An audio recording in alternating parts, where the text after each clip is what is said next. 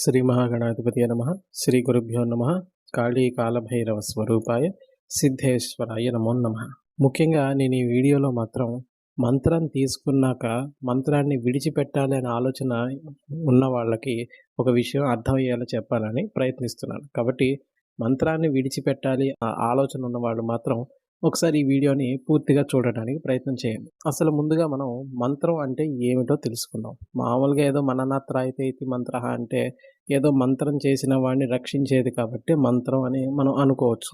కాకపోతే దీంట్లో కొంచెం నిగూఢమైన అర్థం కూడా దాగి ఉంది. మంత్రం అనేది సాక్షాత్ దేవత యొక్క అక్షర స్వరూపం. ఒకవేళ మీ దగ్గర పంచాక్షరి మంత్రం ఉందనుకోండి, గురూపదేశం తీసుకున్నాక ఆ మంత్ర రూపంలో మీకు పరమశివుడు మీ యొక్క మనస్సు అనే పీఠాన్ని ఆయన అధిష్ఠించి ఉన్నాడు అని అర్థం.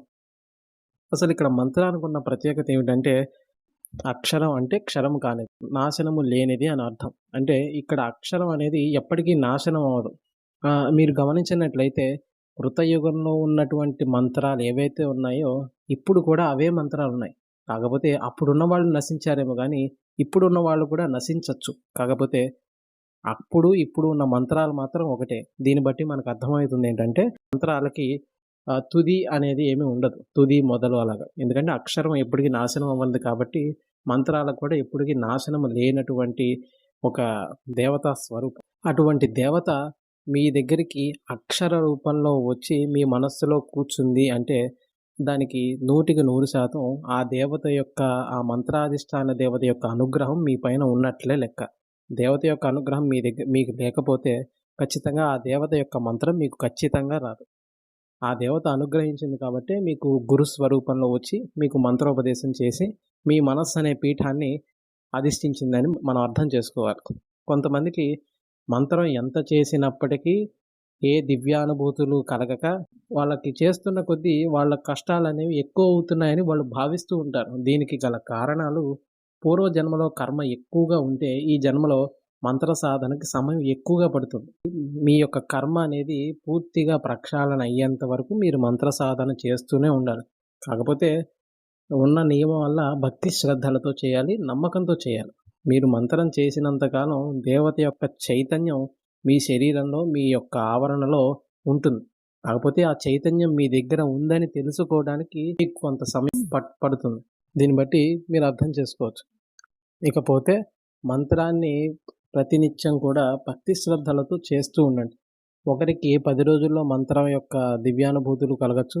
కొంతమందికి సంవత్సరం, 2 సంవత్సరాలు, 5 సంవత్సరాలు అయినా సరే దివ్యానుభూతులు కలగకుండా ఉండొచ్చు. దానికి గల కారణాలు వారి యొక్క పూర్వజన్మ కర్మ సంస్కారం, అలాగే వారికి ఆ దేవతపై ఉన్నటువంటి భక్తి, శ్రద్ధ, నమ్మకమే కారణం. కాబట్టి ఎవరు కూడా మీ యొక్క గురుదేవుడు ఇచ్చినటువంటి మంత్రాన్ని ప్రముఖంగా శ్రీ శ్రీ శ్రీ సిద్ధేశ్వరానంద భారతీ మహాస్వామి వారు ఇచ్చినటువంటి మంత్రాన్ని ఎవరు కూడా విడిచిపెట్టడానికి ప్రయత్నం చేయకండి.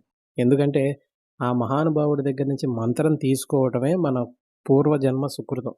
వాస్తవానికి ఈ మంత్ర సాధన అనేటువంటి క్రమంలో గురువు దొరికాక కూడా మన ఇష్టదేవత మంత్రం ఇవ్వటం అనేది చాలా చాలా కష్టం. మన గురుదేవులు ఏదో మన మీద యొక్క ప్రేమతో ఆయన అడగగానే ఇచ్చేస్తున్నారు. కానీ వాస్తవానికి వేరే గురు పరంపరలో అయితే మంత్రం తీసుకోవడానికి చాలా కష్టపడాలి. ఎన్నో పరీక్షలు, వ్యయ ప్రయాసలు పడితే కానీ ఆ పరీక్షలు అన్నిటికీ కూడా మనం నిలబడి తట్టుకుంటే కానీ అప్పుడు వాళ్ళ గురువుల వాళ్ళకి మంత్రాలు అనేవి ఇస్తూ ఉంటారు. కానీ మన గురుదేవులు మనకి కనీసం చిన్న పరీక్ష కూడా పెట్టకుండా అడగగానే మంత్రం ఇచ్చేస్తున్నారు.